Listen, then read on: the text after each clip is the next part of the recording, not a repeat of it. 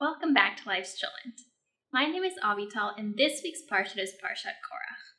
And Parshat Korach teaches us a really important lesson about not making generalizations or judgments about groupings of people, but really focusing on each individual.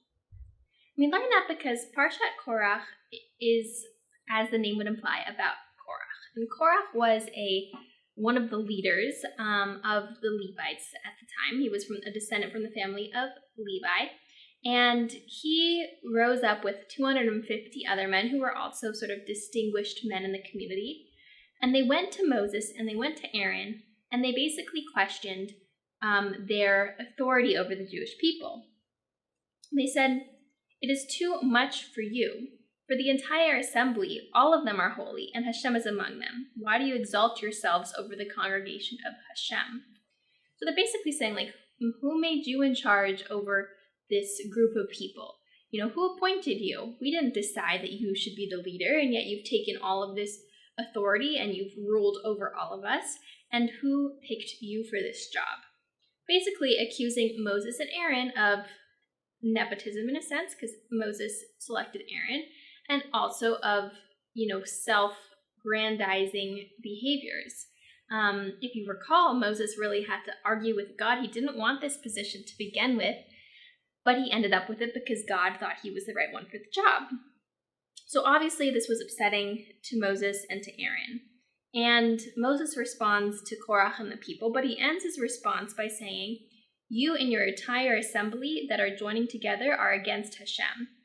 And as for Aaron, what is it that you protest against him?"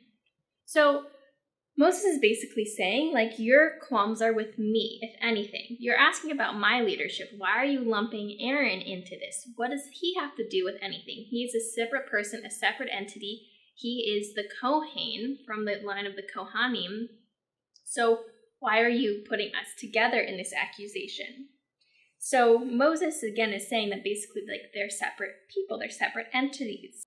We see this further when Moses suggests sort of a possible way that they could test who was really supposed to be in charge.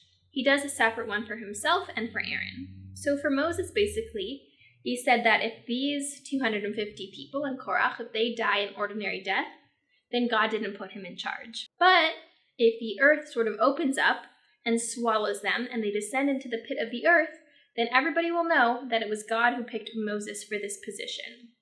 So quite an extraordinary event. And for Aaron, he says that each of the 12 leaders, one from each tribe, needs to take their staff and bring it to the Mishkan, to the tabernacle, and place it sort of down on the ground, and whichever one would blossom this almond flower would be the one that was chosen to be the leader, the Kohen. And sure enough, Aaron's blossoms, and that proves his authority. And the earth opens up and swallows Korach and his 250 people who rose up with him, showing that Moses was supposed to be the one in charge. And what I think that we really can learn from this is that we can't sort of, again, make generalizations about groups of people, and that everybody needs to be looked at on a case-by-case basis. Because we could have definitely seen, when Moses was saying earlier, when he said, "What do you have against Aaron," basically, we see that Korach was putting Moses and Aaron in the same category of who made both of you leaders. Whereas he could have really said, Moses, who made you a leader, and Aaron, who made you a leader, separately. He decided that he was going to question sort of all of the leadership rather than each person as an individual. And we often in our lives will make generalizations about groups of people, about religious groups, about ethnic groups, about racial groups, about different communities, different classes of people, different cultures. And those those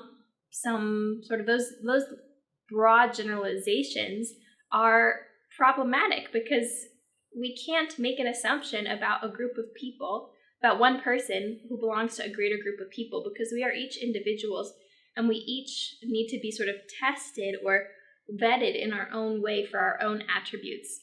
Just because one person, we'll speak about the Jewish people, just because one person identifies as an Orthodox Jew doesn't mean that their version of Orthodoxy looks the same at all from another person's way of practicing Orthodox Judaism. Just an example, but we can't make the generalization about the entire population of Orthodox Jews based off of one person. And so I think that's a very beautiful lesson we can take away from this week's Parsha. I wish you all a wonderful week and a Shabbat Shalom, and I look forward to speaking with you next time.